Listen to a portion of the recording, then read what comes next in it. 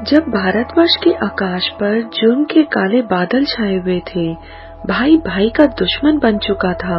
इस देश में रहने वाले वतनी भाई एक दूसरे के लहू के प्यासे बने हुए थे। बादशाह न्याय छोड़कर मजहबी जुनून के साथ अंधे हो गए थे। ऐसे समय में संसार में रोशनी फैलाने के लिए शिव स्वरूप बेदी चंद भगवान श्रीचंद साहिब ने श्री गुरु नानक देव जी और माता सुलखनी जी के घर सुल्तानपुर लोधी, जिला कपूरथला, पंजाब में लगभग वर्ष 1495 में जन्म लिया। श्रीचंद साहिब जी के पैदा होते ही ऐसी घटनाएं घटी जिससे यह मालूम हो गया कि यह किसी आम बालक का जन्म नहीं है। अवतार के समय बालक के शरीर पर सुंदर आभा थी, कान में मांस की मुद्रा और शरीर पर विभूति भी कुदरती ही मली हुई थी। उस समय सारे सुल्तानपुर में इस बालक के जन्म की खबर जल्द ही फैल गई। घर घर यह खबर फैल गई कि जयराम के महल बीवी नानकी के घर उनके भतीजे ने जन्म लिया है। जो भी देखता था बस यही कहता था, अरे भाई, यह बालक तो साक्षात भगवान शिव जी का अवतार है। हाँ हाँ भाई, बालक के नूरानी चेहरे को देखकर तन मन शीतल हो जाता है। सचमुच ही यह छोटा सा भगवान स्वरूप बालक सुल्तानपुर की धरती पर आ गया है। बस फिर क्या था, पूरे शहर के लोगों ने भाई जयराम के घर में मेला लगा दिया। लोगों के दर्शन करने की बारी नहीं आ रही थी। गुरु नानक देव जी के पिता बाबा कालू अपने पुत्र के होने की खुशी में गरीब, भिखारी, जरूरतमंदों को दिल खोलकर दान दे रहे थे। यह देखकर रिश्तेदार, पटवारी व और परिचित सोच रहे थे, भाई आज पटवारी जी में इतनी दिलेरी कहाँ से आ गई। परंतु यह बात तो आंखें वाले ही जानते थे कि यह बालक तो भोला भंडारी है, जिसका दिया सारा संसार खाता है, और वह आज अपने दादा को अपनी शक्ति से दिलेरियां, उदारता देकर शोभा दिला रहा है। दादी माता तृप्ता अपने ज्येष्ठ पुत्र का मुंह बार बार चूमते नहीं थकती थी। बुआ नानकी जी की आत्मा गुलाब के फूल की तरह खिली हुई थी। वह बार बार अपनी माँ से कह रही थी, माँ तुम तो बहुत भाग्यशाली हो जो तुम्हारे घर पहले भाई नानक और अब इस शिव रूपी बालक ने जन्म लिया है। माता सुलखनी की खुशी का कोई ठिकाना नहीं था।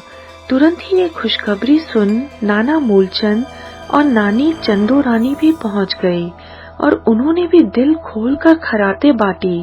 पंडित हरदयाल जी को बुलवाकर बच्चे का नाम श्रीचंद रखा गया। श्री गुरु नानक देव जी बहुत खुश थे और सभी को कह रहे थे, इस बालक का चंद्रमा जितना प्रकाश होगा, यह अत्यंत तेजस्वी होगा।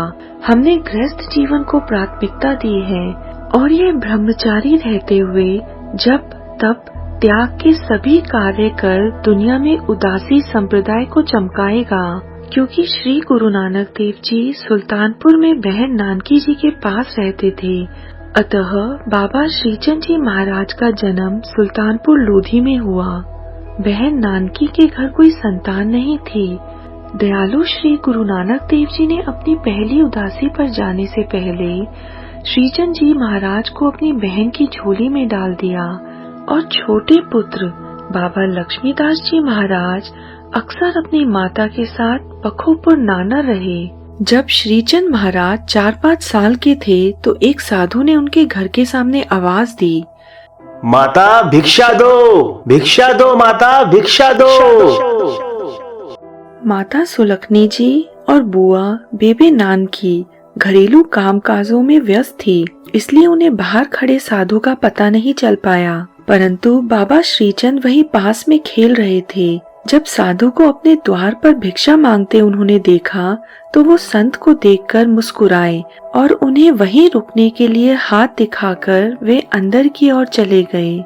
संत ने जब उस सुंदर बालक को देखा तो उनका मन उनकी ओर खिंचता चला गया और वह अंदर जाते हुए बालक को बिटर बिटर देख रहे थे। संत को ऐसा लगा मानो उस बालक के हाथ दिखाने का इशारा पाकर उसके पांव वहीं जमीन पर टिक गए हों।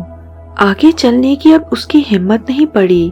वह बालक के दर्शन पाना चाहता था और उसका दिल उस बालक से मिलने के लिए बेकरार हो रहा था। वह यह सोच रहा था, हे ईश्वर, ऐसा तेज, तप और नूरानी चेहरे वाला बालक मैंने कभी नहीं देखा। यह तो साक्षात शिव रूपी बालक है।